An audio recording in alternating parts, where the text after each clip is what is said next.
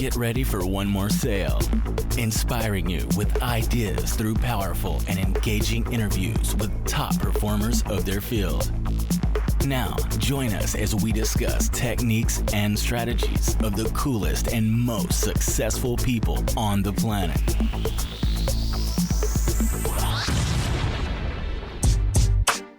Hey Masters, it's David Hill here with another episode of One More Sale, Path to Mastery. And as always, we're bringing you the best of the best, bringing you the most relevant information, the trends, what's going on, what you should be looking out for. And these are the tools, my friends, that are going to help you on your path to sales mastery. So we have Brent Dalley with us this week. Brent is a rock star agent. Listen to this. He has 4 expansion locations. He's been doing real estate full-time for about 4 years now. He's out of Arlington, Texas, so don't hold it against him that he is a Cowboys fan. And he's just a really good guy. He's a humble guy. He's really, really cool to talk to get to know. And some of the things he talks about is, the right ways to build an expansion team. It's building that business that's not a duplication of your business, yet an expansion of your business. Some of his steps to success are finding the right who. How many times have we heard that? The right area, the culture is key, built on a rock solid hub. I met him at the ESO training, and it was his 6th time taking it. He flew all the way from Texas to New Hampshire to take the training again. So that tells you how committed he is to making this work. So he's a great guy. Like I said, humble. Listen to him. Get some awesome ideas. If you're thinking about expanding, it is now the new greatest opportunity in real estate. So my friends, thanks for your time. Hey, and keep your eyes open. Yes, keep your eyes open. We have Brian Tracy. Yes, the legendary Brian Tracy, author of Eat That Frog and other amazing books coming up in a couple weeks for you. So keep your eyes open for that. Share the podcast, my friends. Share it with people if you love it. If there's something I can do better, please reach out to me. A couple of you guys have sent me emails, told me what you're looking for. So I'd love to hear exactly what you're looking for, and I will track that down for you. So guys, again, enjoy, share, and have a phenomenal rest of your day.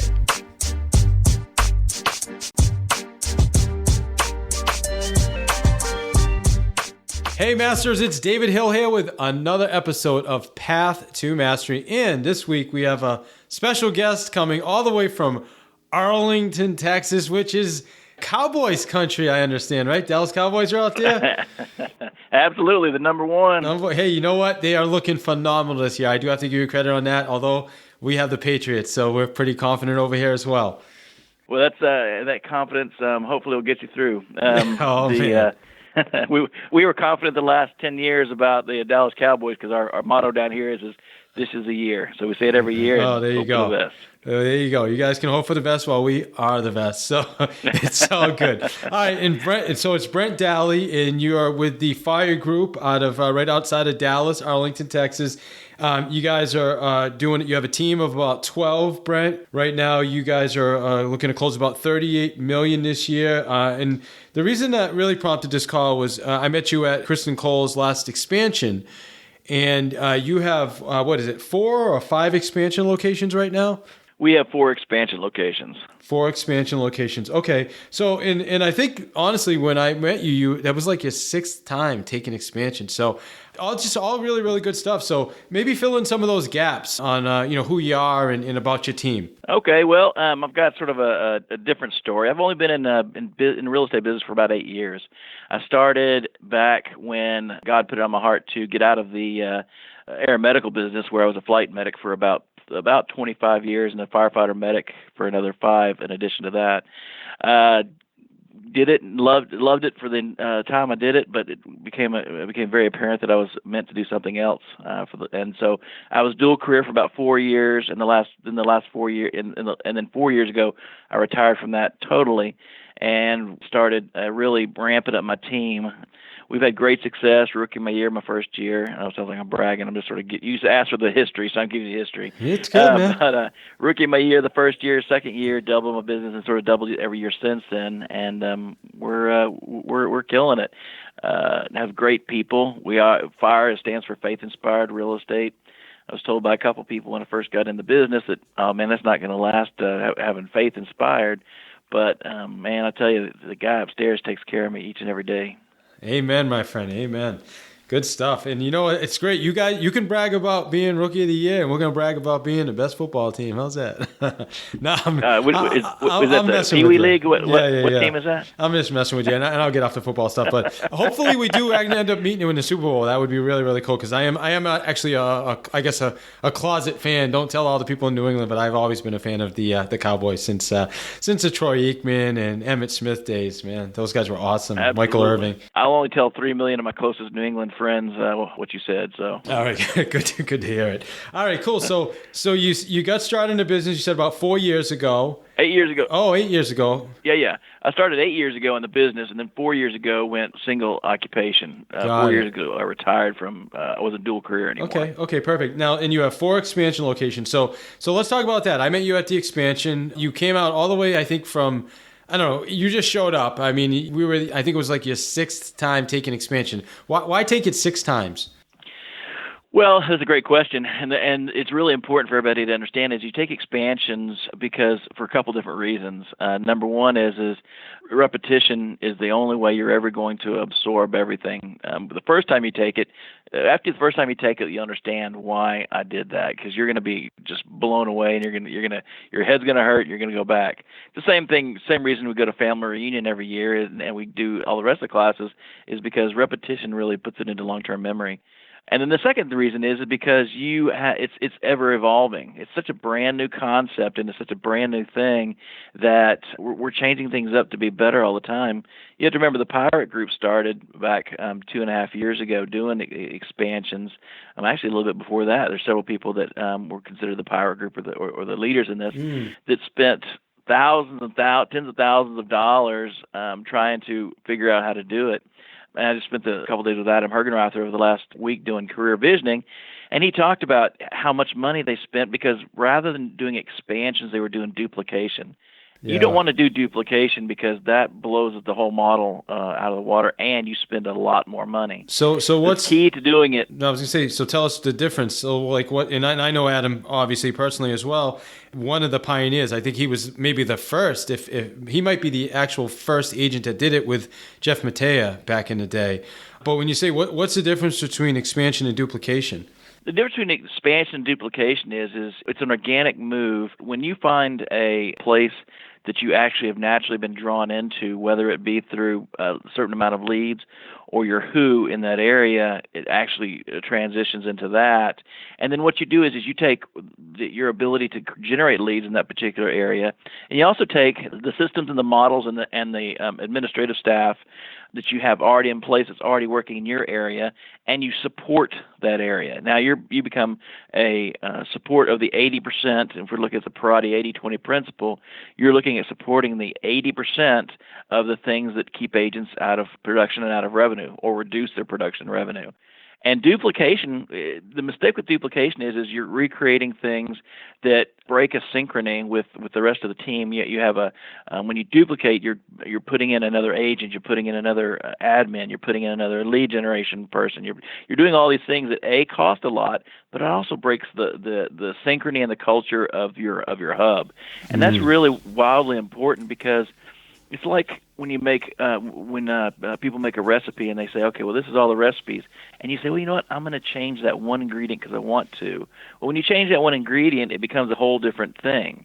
And so if you're looking at really doing a successful expansion, what you're saying is we've done it so well, and we found an organic way to grow that when we do grow, we're going to do it with not only our systems, our models, but we're also going to do it with our culture, and that's huge. That's a very, very big piece of it. Yeah, you know, thinking back to what you said, and also meeting you at Kristen's class, one of the mistakes I almost made, and I think it was similar for you when we had that conversation, was my wife and I, we met at Newport, Rhode Island. You know, we traveled to Newport, a couple times a year, vacation there. So my thought was, well, let's start an expansion team in Newport. But actually, that's not a prerequisite for starting an expansion team, correct? Correct, absolutely. And that's one thing that has evolved is the mindset you need to be in when you go into the areas. And the number one thing is do you have your who? And going back to that, one of the reasons I love going to Maine is because we have a house that's in the southern part of Maine, in a little town called Ogunquit. And I think you're familiar with Ogunquit, right? Sure. Yeah, absolutely. Great area. Yeah, it's a great area, and I have a lot of friends there. And so my rationale was that was actually one of the first places I was going to go. And I thought about it before expansion was even known. I said, man, I'd love to have a team, a duplicate team in Ogunquit, York, Wells area. And I went to ESO the first time, and Gary and Kristen both taught it. They showed me that was really the worst decision I could have made because, number one, it was out of state. And if you want to really be successful at expansions, the best way to do it is to do hyperlocal, where you're actually going into market centers that are very close to you with an hour drive. Make sure that your systems and models are absolutely refined to a T, and then start looking if an opportunity presents itself where you find your who or the lead systems take you that way, is to go out into those different areas, out of state, out of country, even if it's good. But it always goes back to the who, because, again, 4 years ago, I'd said, I'm going to do one at Ogunquit working out of the Portland Market Center, exactly where Adam was. And that's actually not even come to fruition yet because I'm still looking for my who up there because I know I have a nest of business. I continue to look for my who. Matter of fact, I had a couple of interviews when I was up last week in Maine with a couple of people, and I still haven't found them. But that's absolutely imperative that you have that. It's smart. So, and I think that's one of the things too that I get from listening to people like Kristen and Seth and other people that are doing it at a high level is, I think, one of the biggest mistakes some of the people made, the pioneers going back, were expanding too far. So you've got one guy, expanding on the other side of the country. So now if anything happens, if there's any challenges, you got to get on a plane to fix it. And especially in different time zones makes it even worse. Exactly. And one of the things I was going to say is think about, Gary's a genius. We all know Gary's a genius. But if you look at expansions are not unlike market center creations. When he first started Keller Williams, what did he do? He went to a place that he could drive and get back to his house every night. And so he went to San Antonio, and he went to Dallas, and he went to Houston because he could go and be back in one day. And that's how Keller Williams had its start. And it's exactly the model that we're doing now in expansions. Yeah, like they talk about, they give the good example of how Walmart just kind of spread out across the country, and then when they got too far from their distribution center, they created another distribution center. And that's exactly. It seems that that's what Amazon's doing right now as well.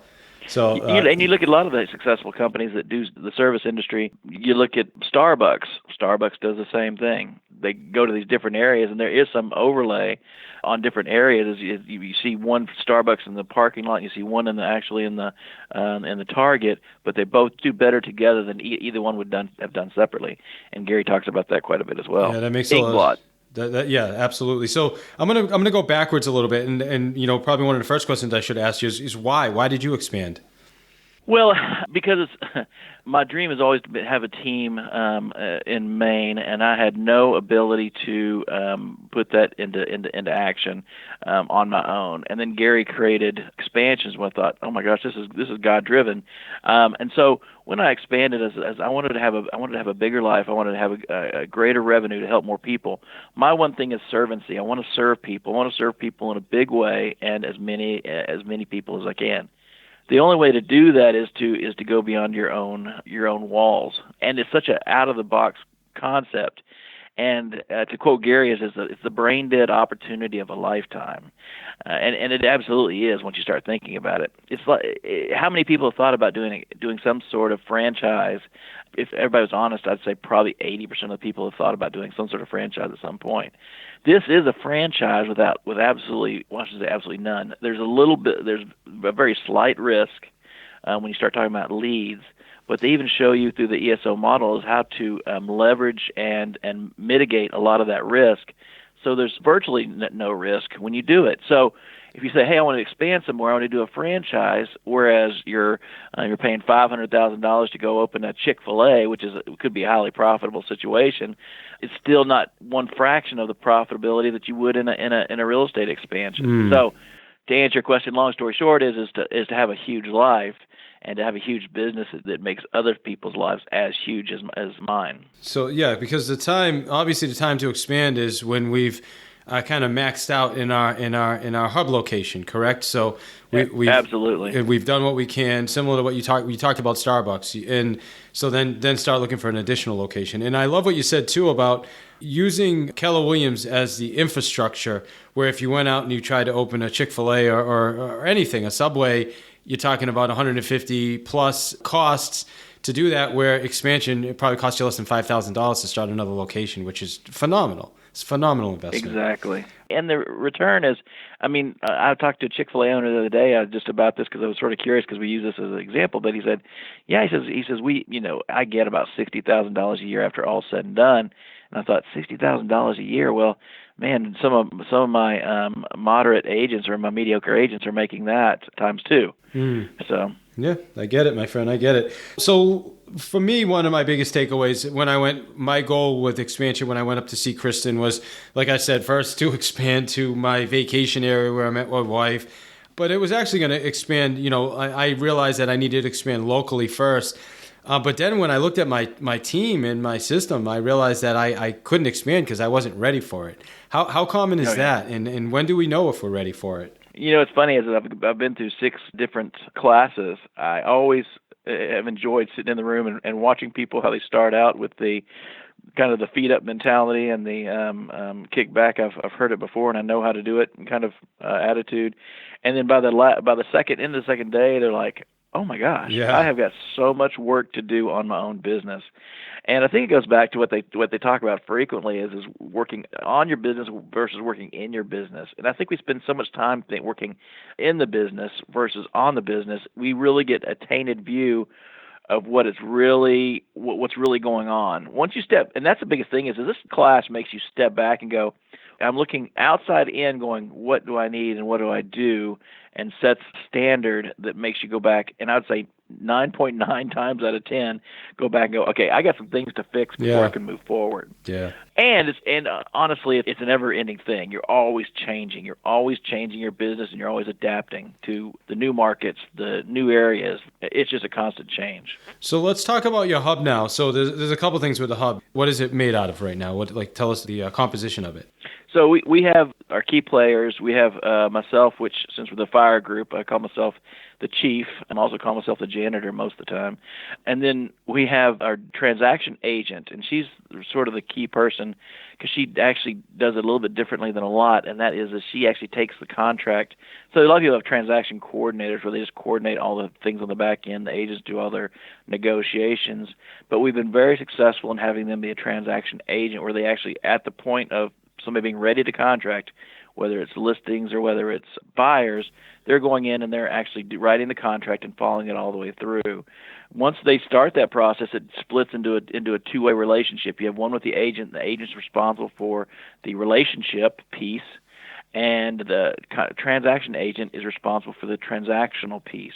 So you have relational and you have transactional, which is two key things that are great to take off of an agent's plate because they can focus in on the relationship, focus in on the referrals and the asking for more business, and it sets you up for a good cop, bad cop.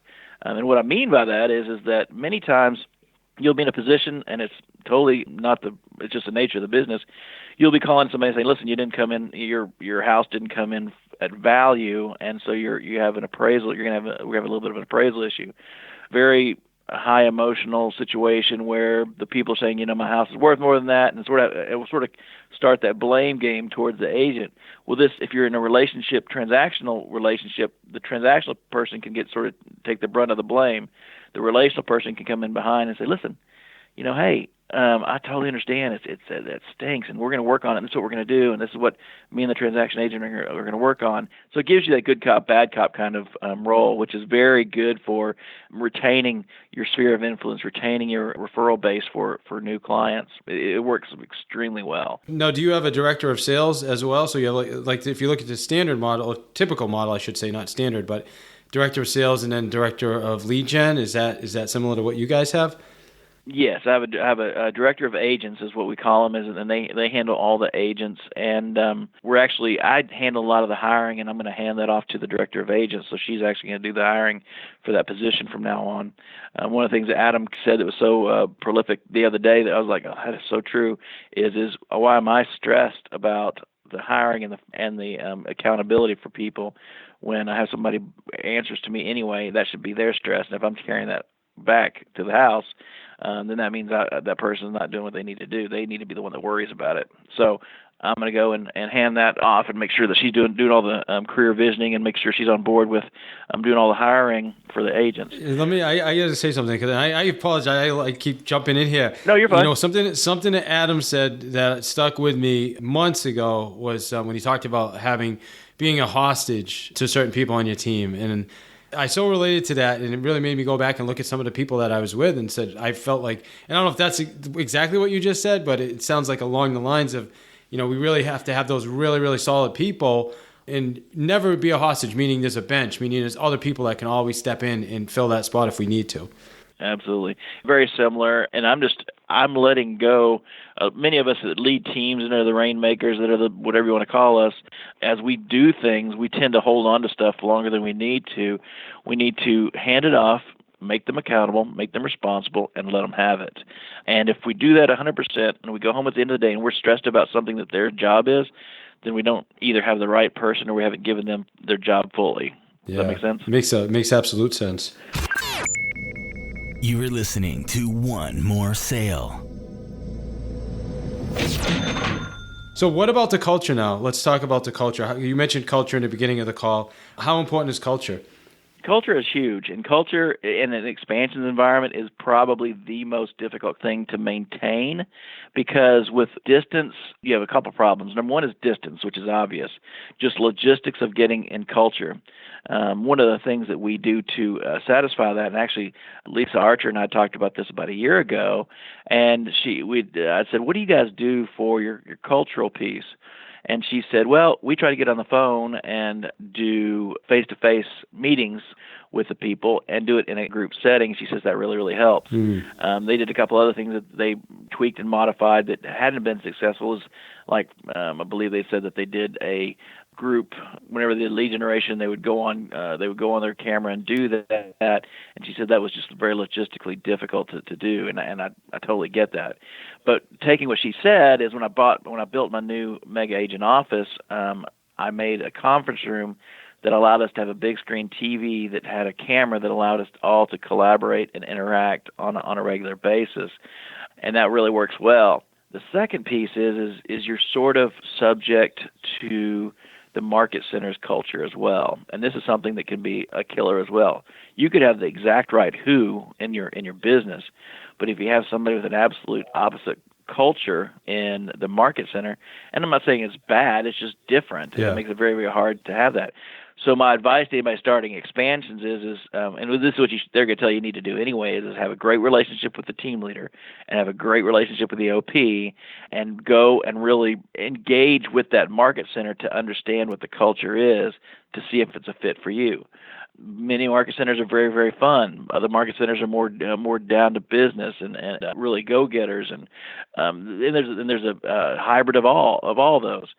But it's important for you to understand, analyze the culture of that place. Once you found your who, go insert yourself into that market center, and they should be absolutely receptive to that. They should say, yeah, come in and come on in and open door.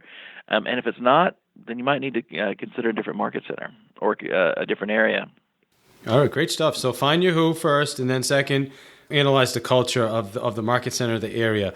So what's your biggest challenge with expansion? I would say the biggest challenge is talent. I think that across the board that we're all starting to feel that the search for talent, for people that have a big enough why to really come into your world and kill it. That's exactly why I went to career visioning again. I've been a number of times to career visioning, but I like to see everybody's different perspective on what that looks like in their world. But talent recruiting is definitely the greatest challenge. And I would say the best thing that I've done is to get great relationships with some great team leaders.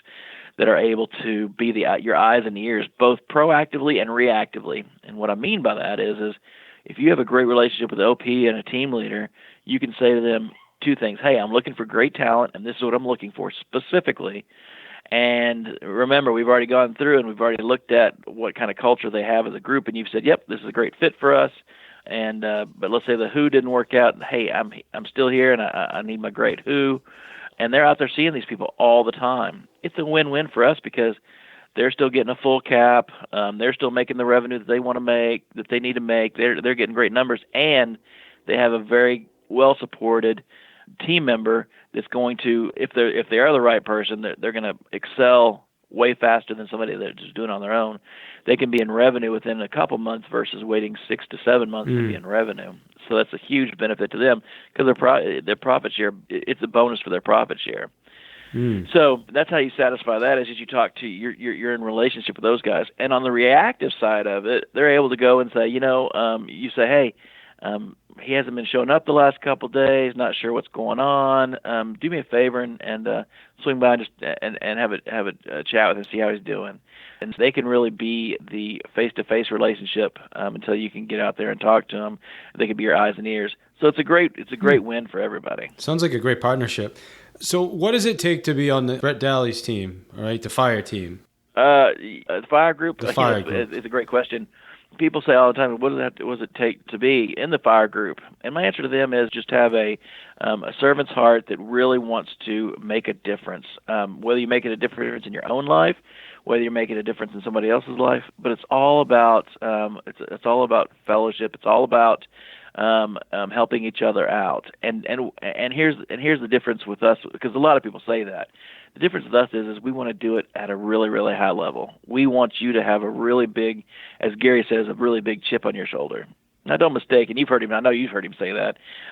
We can't allow people to believe a chip on your shoulders is a bad attitude, or you have something that you just have a burning desire to do. Somebody that's not, that you don't have to push. They're going to take it from you. Yeah. They're going to run with it, and that's what it takes. Somebody with a servant's heart that wants to make a huge difference. Love that, my friend. Anything that I should have asked you that I did not ask? Can we get seats at the Cowboys game in the Super Bowl? Yes, my friend, absolutely. So, all right, awesome. And then final question. Well, first off, how do listeners get in touch with you for referrals, or if they just want to have a conversation about expansion? That's awesome. All they have to do is either call the office. I'd say call my cell phone, but I'm on it constantly, so I'd hate for anybody to miss me. So I'd say call the office at 817-405-4181. Again, 817-405-4181. Or they can drop a referral to us at referral@thefiregroup.net. Everybody puts .com, but it's .net. And we are a Guild luxury agent group, so that's should be beneficial for some people. And we cover the entire Dallas-Fort Worth area, and then as San Antonio as well. Love it, my friend, love it. And just for everybody listening, what we talked about today, whether you're expanding or not, this stuff is going to help you in your business and help you build a team. So, use it wherever you are. And if you're like me, you may go to expansion and find out you're just not ready yet. And so that was a big gift for us. So in final question for you, Brent, is what is the one thing you want our listeners to take from this interview today on their path to mastery? The number one thing I would say is get out of your own head and just do it. I mean, it sounds cliche, but it is so absolutely true. You can sit there and argue for your limitations all day long, and the more you argue for your limitations, the more they're yours. Don't limit yourself. Don't ever tell yourself you can't. Stay plugged in. Get into coaching. I'm a MAPS coach too. Would love to talk to anybody that needs a MAPS coach. I'm actually taking on a few more clients because we have almost 4,000 coaching clients now as a MAPS group. Just if you ever hear yourself saying you can't, go talk to your team leader, get into coaching. It's going to really change your life. This is One More Sale. If you're anything like me and you love podcasts, I guarantee you're going to love audiobooks. And audible.com is the largest resource of audiobooks. I'm super excited about my partnership with audible.com, where I can offer you a free audiobook. All you have to do is simply go to www.davidsfreebook.com and sign up, and you get yourself a free book. Yes, absolutely free, never charge, no membership. If you love the service, then obviously continue using it, but this is completely free. Again, www.davidsfreebook.com. Get yourself a free audiobook and enjoy.